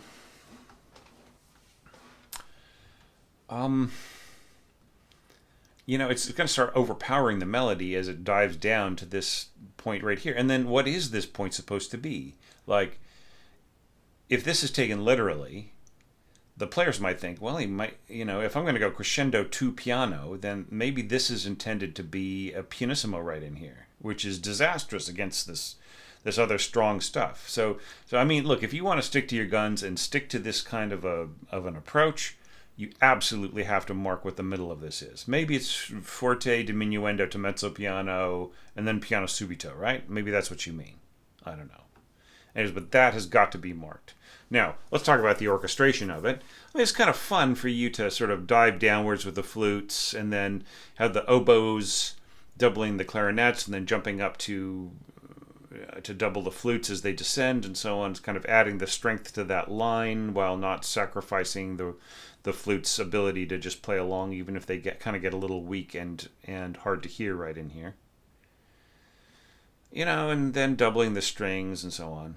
And then here, like, obviously, if you're going to go da da da da da da da da da da da da, then you probably want these separated, right? But do you want this separated? Like you're going da, right? Slur. Maybe you want this to slur too. Slur da da da da da da da da da da da. Because otherwise, I mean, like, if you're going to go da da da da da da da da, then you should definitely not slur this, right? It should be bum bum bum bum, not da da against ta ta ta ta. Do you see what I'm saying? I mean, it just I'm seeing a little too much of that, right? Just try to make things match. It's a symphony. It's like a classical symphony, right? Try not to have opposing articulation styles unless there's really a specific effect that you're trying to bring out, which I don't see here. Now, by the way, like here you're saying simile. You don't even need simile here. All you need is just a 3, right? So put a 3 on top or at the bottom of the stem, okay? And then that just tells the player, okay, I'm going to keep going, right? Yeah. But like the way this is now, like the way that it's marked, it just means to play eighth notes without triplets. So so get rid of the simile, just add like this style 3 over the stem, under the stem, and so on. It probably won't play back. It probably won't play back correctly with the application that you've got. The really proper way is to have a dotted quarter, right? So because it's essentially if you have a triplet rhythm, it's a quarter note plus an eighth, right? So if you have a dotted quarter staccato, 1 beam tremolo slash with a 3 over it, then that's really clear. All right. Okay. All right. So let's just assume that you are somehow, forte crescendo to piano. That means that this is piano subito. So you absolutely should mark that, right? All of these should be like here. You have forte piano because that's. I mean, you could have marked a forte piano here. That's a kind of that's a bit of a piano subito, but it does mean that the first note has a kind of an accent or a push in some way. But these should all agree. Like here, you're drowning out the rest of the orchestra by having this strong note, like boom, boom, boom, right? And then, so I think everybody should have the same dynamic here on this first note, and not pianissimo and the contrabasses. I mean, they absolutely have to be heard, right? So yeah, so just dynamically, this needs a little bit of rewriting. Okay. So, and you're like, you made the decision to keep the same texture, but to drop the dynamics, and that's all good. And this is really nice too, the sort of clarinets and bassoons with the soft strings. Bum, bum. But here you hang on, like you don't contrast, you just push. Da, da, dum, bum, bum. So I would submit to you that you could have possibly done something a little bit more exploratory, a little bit different right in here, okay? But anyways, look, I don't want to keep you here all day on trivia or minutia or whatever. I think that I keep picking apart things and saying, oh, fix this and do that and so on and so forth. But that does not mean that a score is bad or that my time was wasted or that I'm not having fun. I have tons of fun with situations like this where I have a lot of advice to offer. I mean, it's not to say that when I have less, when things are more in order, that I'm not having as much fun, but I'm having a ton of fun looking at this, and it's really exciting, and it's got a lot of cool ideas. Whether every single one of them worked or not is not the issue. The issue is that you tried it out, and and you had the courage to send it to me, and I'm enjoying myself. So thank you so much, and thank you for your patience. And I will just leave it at that. And I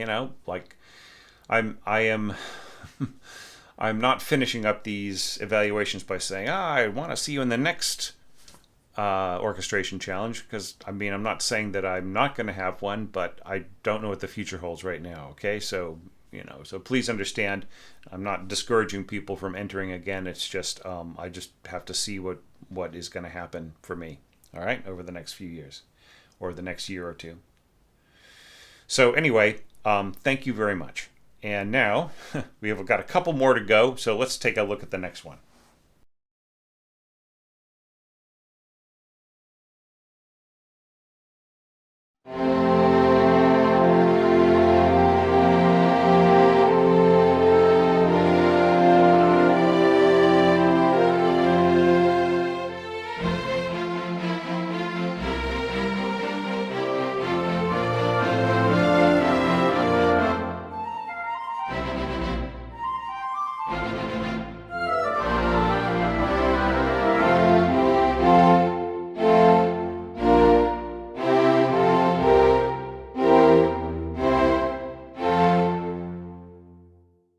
Nice work, Christian. So, yeah, you have a couple reinterpretations of the harmony. Not entirely keen on, like, for instance, here you turn this into a simple root B flat major chord, when really it should be like a G minor 6/3 chord, right? So, I mean, there's kind of an implied B flat tonality there, like maybe a B flat 6 chord. But it's, yeah, but it, yeah, you might want to go over some of the harm. There's a few other spots in here too where the harmony is changed around a little bit. I'm not so sure that it's intentional, right? So you might want to kind of go back over that. And then there's some other places where you do try out some things, like right in here. I didn't really have a problem with this second violin part. I thought it was kind of cool. So, all right, so let's just stay on track so I can make it to the end of this video with the evaluation criteria, but just like as you hear me start to take this apart a little bit, Christian, just realize that it's I'm just trying to give you my best, and I think that what you did here was just really fantastic and enjoyable and lovely.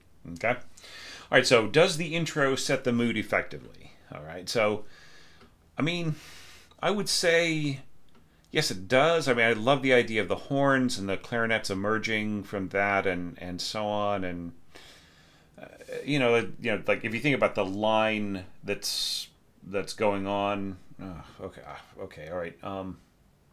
Sorry, this is driving me crazy. Let me just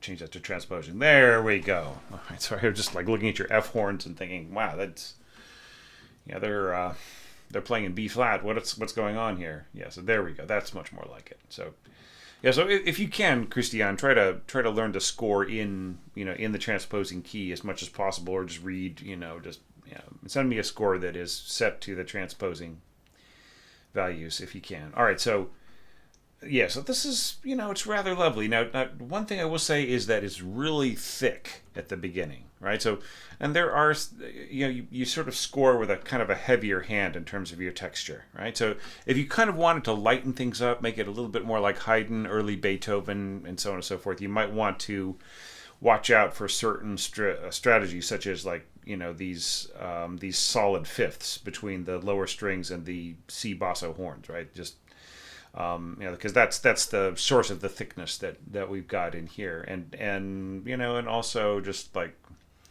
starting with horn doubling, going to clarinets. I'm not saying not to score that way, but it's just like why is it thick? Those are the source, right? Like you could have had the first clarinet start a little earlier and had a companion in bassoon at first, and then giving way to second clarinet and the first bassoon taking kind of a lower position, and so on, right? So there are ways that you could have made this a little bit lighter and then cut this, right? So that would be, then you would end up with a very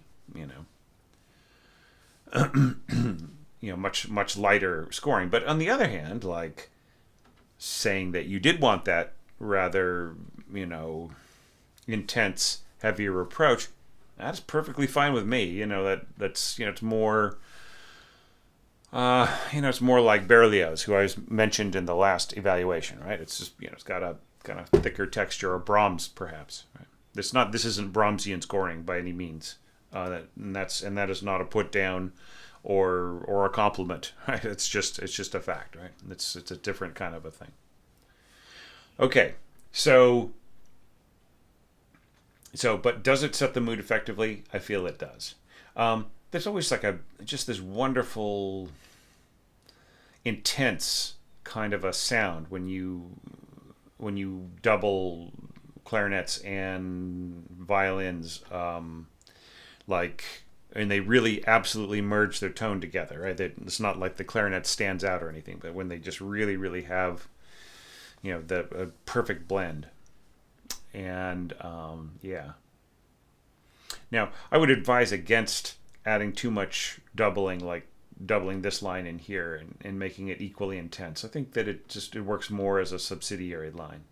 Okay. So yeah, but I mean, really great start. I love this viola part right in here. It's nice. It's just a nice distribution of parts, and I love the slower tempo and everything else.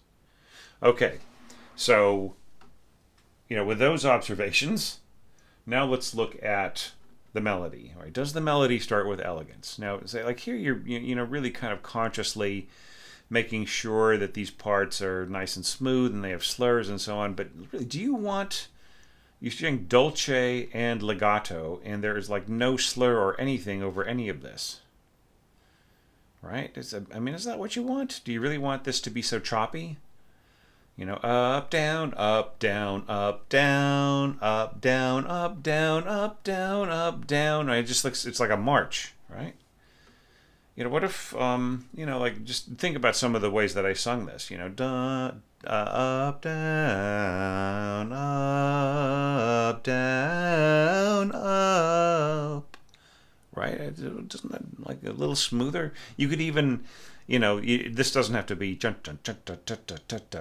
could be da, and this could be mezzo staccato, right? So like it just the same bow direction. Yeah. I think piano crescendo. These are. This is certainly playable as double stops, but it's kind of unnecessary, really. At piano, I think divisi just works better. It's just cleaner, right? And yeah, this all works pretty well. It's nice. It's just I love this quality in here, right? So yeah, but what is the criteria here that like is there a natural flow? I would say yes. I think you could make it. If your intention is to make this beautifully smooth, and then I think that absolutely, like especially when you consider the the function of this higher F right in here, in providing kind of like a pedal, and which results in suspensions on some notes and so on. So I think that the the overall effect might be kind of cool to find ways to make this less choppy and more smooth. Especially the melody in the first violins, but anyway. All right, so like is there a natural transition to octaves? Okay, here I'm going to say and I want you to take this personally or anything. I'm going to say kind of yes, kind of no, right? So, we've got the melody sort of emerging. This sounding G and A, written A and B flat, or B, sorry, written A and B, and then, then kind of switching over to oboes. Which oboe, by the way? Who's this? Is this the first? Is this the second? Is this a duet? You're sort of forgetting to tell me which is which, but it's not a huge crisis. It's just here and there. Like which horn, right? But that's all right. You just need to proofread a little better on that. So yeah, I didn't really feel that there was like that. When I started to hear the octaves, that they were that they that they felt a little sudden. But, like, there's no reason why you couldn't have added a little bit of support to the lower line of the octave and made it a little clearer, right? Like even just playing, divisi octaves with your first violins, right? For instance, right? That would be one way. So anyway, it's just a thought. Okay. But, otherwise, I mean, I see what you're doing here. I think just the whole thing needs to be smoother, and it needs to all kind of fit together a little bit more. I mean, it's very intricate, and it is very worked out in a certain way. But I just, I feel that the feeling of it needs to be a little bit more unified, right? So just think about some of those comments that I made, and just in terms of your own proofreading. You don't need the second voice rest, right? So that's the way you'll see it in the published edition. And the same thing here, See, I can do this bulk, right? It's just cleaner. All right.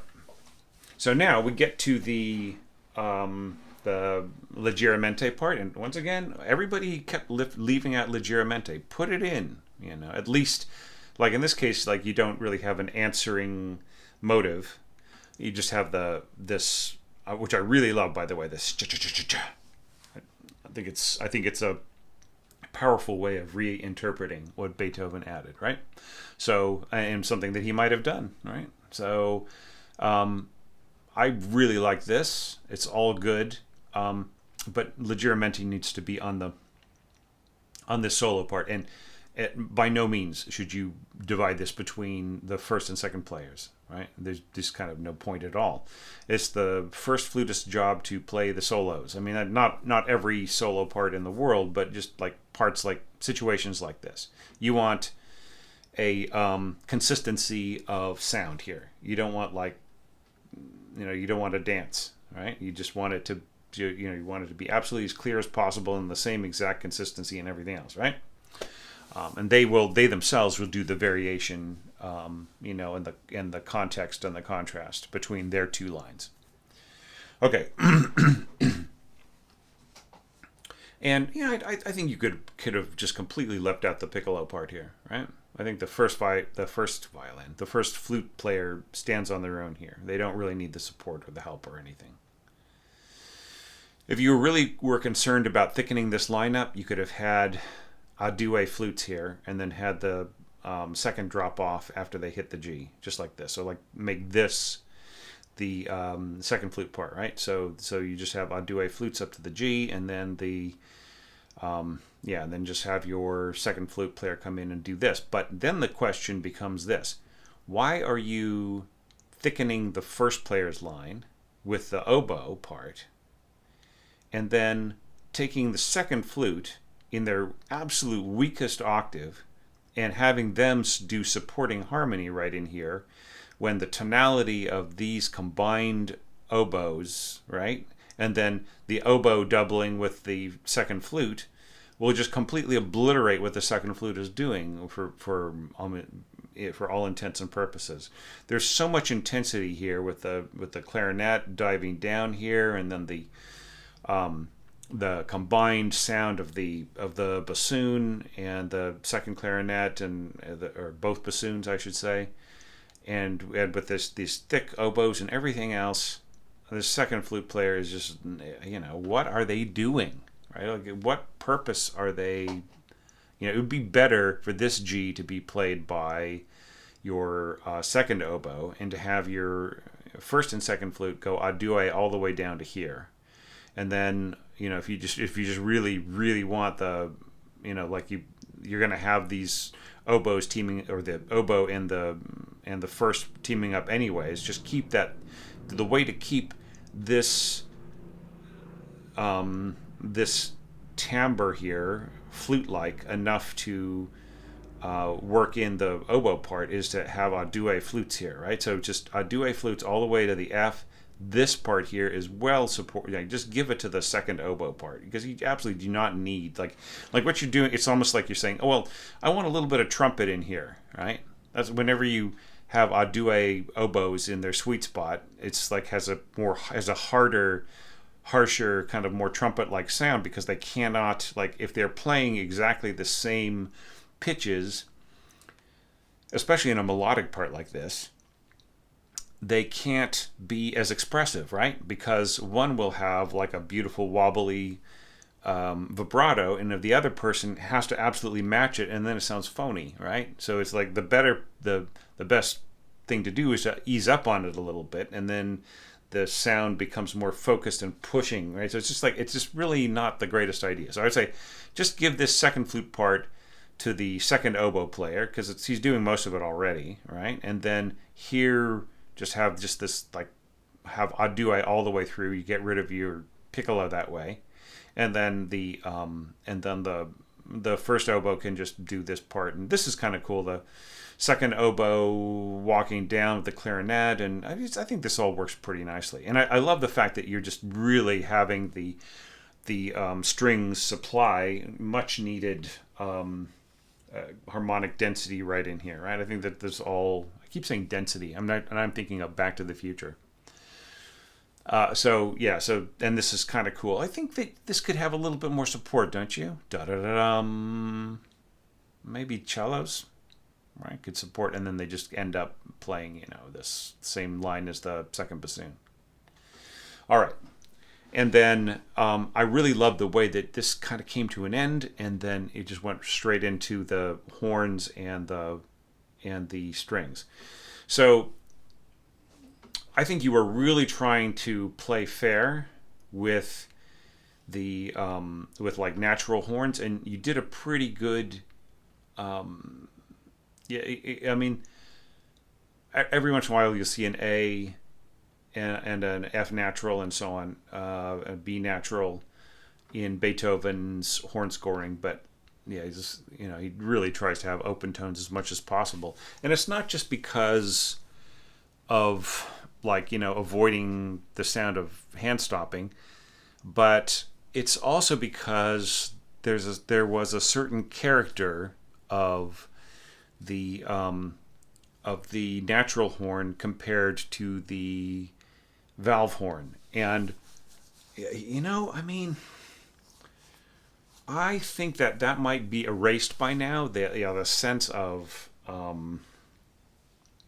the difference may, like, the way that how well trained the horn players are today, they may have taken that away. But yet, I have heard some natural horn playing, and there is a qualitative difference, but I'm not sure that it's like it's like a quality of timbre rather than a quality of good and bad, right? But with Brahms would have seen it as a quality of good and bad, right? All right. So getting back to this, but you did really try to pick out as many natural intervals as you could, or pitches that you could. So it, I mean, you did play by the rules. I think that, like, you did a great job here. Okay, so nice work.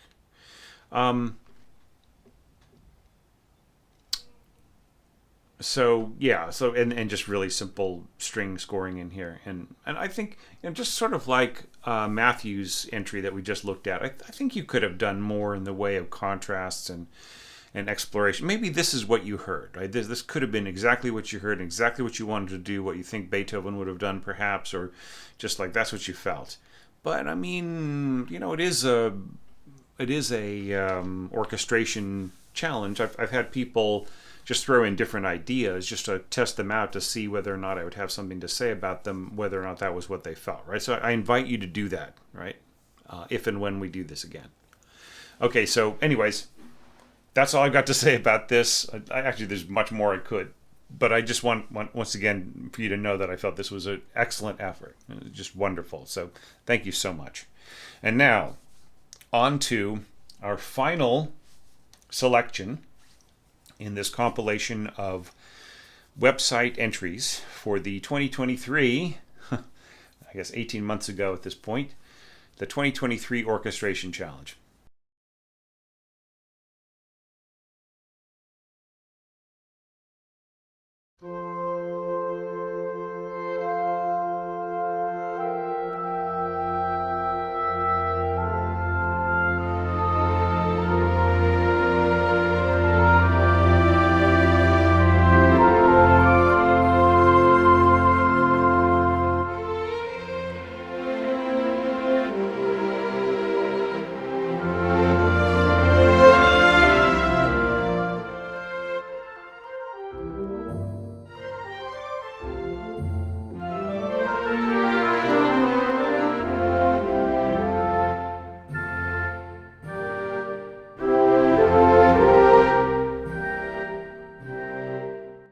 The perfect end to a great set of entries.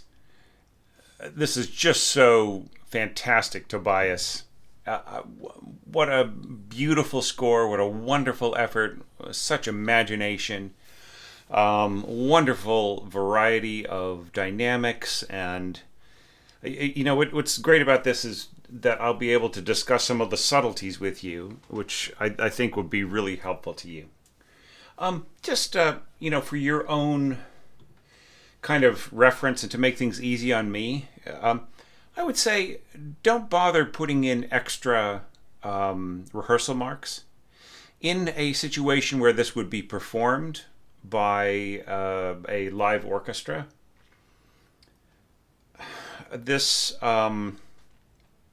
these rehearsal marks would not be used. Everything is just too close together. The conductor, if the conductor wanted to woodshed a particular bar, they might just say, go to bar 8 or something. You would want to reserve your rehearsal marks for longer sections or problem spots that were really problematic. I don't see anything here that would be all that problematic, at least not for a professional orchestra. And also, it's just in terms of me organizing the materials for these challenges, it's really better just to stick with the rehearsal marks that I've given in my examples, okay? So it doesn't really matter for this particular entry, but it does have more relevance for, say, doing something like, a longer excerpt if you were going to support on Patreon someday and want to, do like several sections. So let's start right at the beginning. Thank you for telling me it's a transposing score. I can kind of tell from, looking at your B-flat clarinet with a F sharp and the key signature and so on in an F score. But that's fine. You probably don't need a key signature in your timpani. I'm especially not for music that is this diatonic and common practice.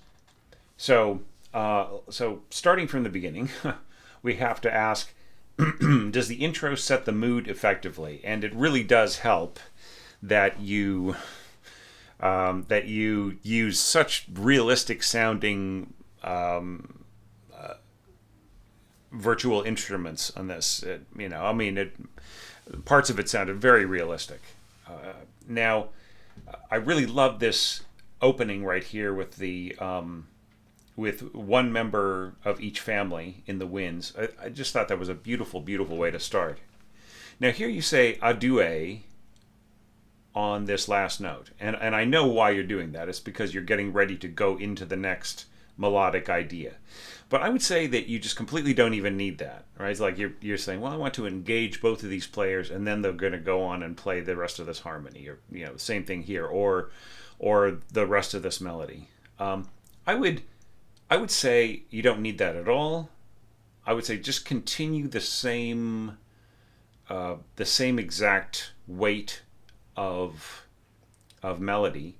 And then when you get to here, you don't even need, like here you have a triple flutes, right? So what you want to think about is the more flutes that you add in unison, the more of the kind of breath tone across the mouthpiece that you can hear, right? So yes, there is a little bit more firmness, a little bit more weight to the tone, but it's not necessarily louder, right? It doesn't necessarily project more.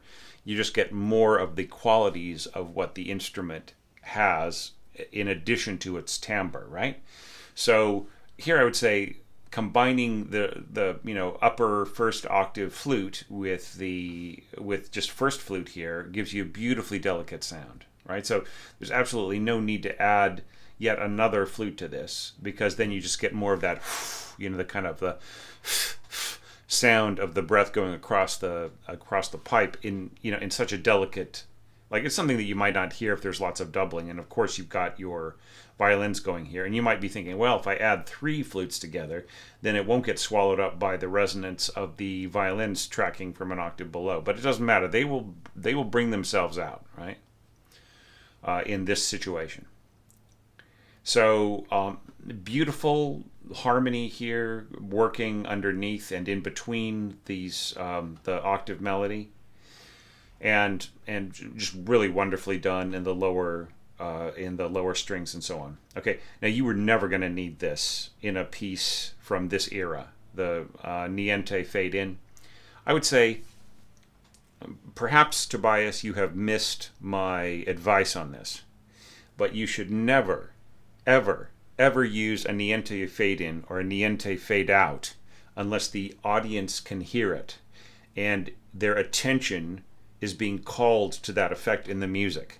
Otherwise, it's a complete waste, right?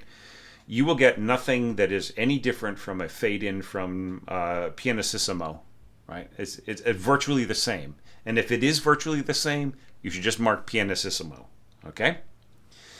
What this is doing here, this niente fade in, is it is forcing the players to take extra care in a place where nobody in the audience can hear what they're doing, and you should never ever do that, right? It's the same as like giving the harpist a really complicated pianistic kind of part to play that is so buried in the texture that nobody can really hear it. So just really don't use a niente fade in or niente fade out in music of this period especially. I mean, what's the point, right? Okay.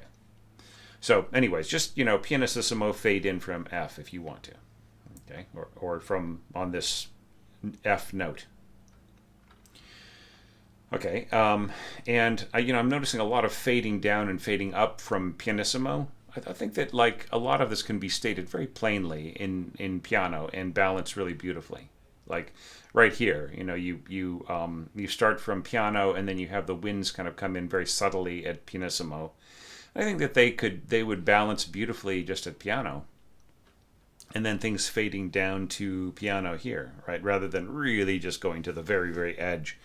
But with the way that this is organized, I would give you the same advice that I gave a previous entry in this particular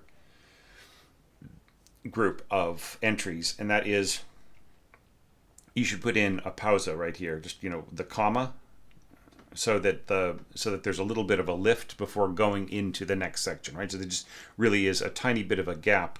The conductor will place the 4th beat here for the players, and so there's a tiny bit of separation. And I know you're sort of getting that from going down to pianissimo, but what if you just went down to piano and then there was a pausa, and then this went on, and it just would be like da da da da da da da da da da da da da da da. Do you see what I mean? It's just the player will just make the space, or excuse me, the conductor will make the space there for this to work. All right. So, like I said, the quality of your score allows for the subtleties. Right? And this is all just really lovely. This horn scoring in here. So I would just say, first rate opening. The players, can even be doing less than you are assigning them, right? And everything will sound fine. So does the intro set the mood effectively? It sets it beautifully. Okay, and here I would say you can fade down to pianissimo. I think that's fine.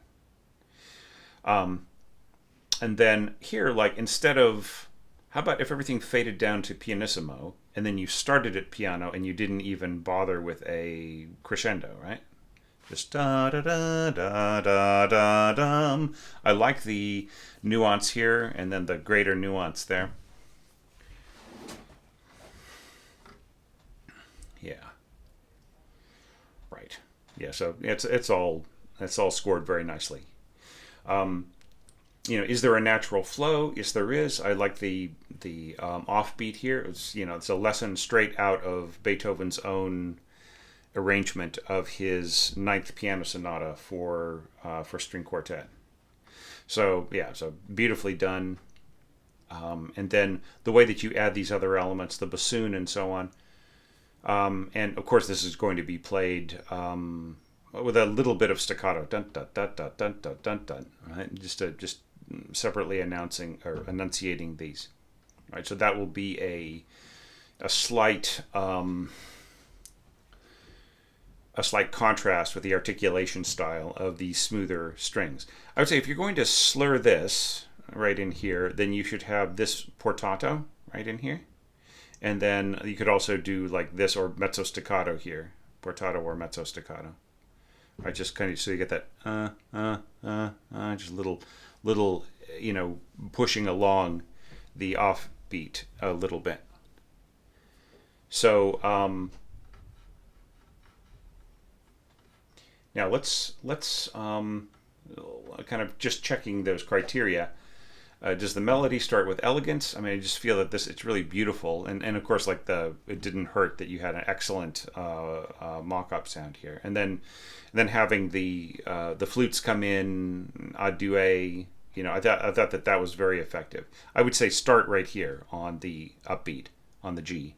G A da da and slur everything, right? Just like you are doing with the and even have it going further, right? And same thing, like have the piccolo come in on the G too. And also, like clarinet. Yeah, that the sense of kind of a effortlessly going to octaves here. I think that's all very nicely done too. And expanding without clogging up, you managed to get a beautifully full sound, and and it sounded very natural, and it wasn't clogged up, right? Okay, so mission accomplished here. So it's really, really, really well done. Okay, so I've already talked about possibly putting in a pausa here. So here you've got your flute and oboe in octaves, or excuse me, a piccolo and oboe in octaves, and that is a beautiful combination. Even going into the piccolo's lower octave, there's a like a slight danger here that that this will just really disappear.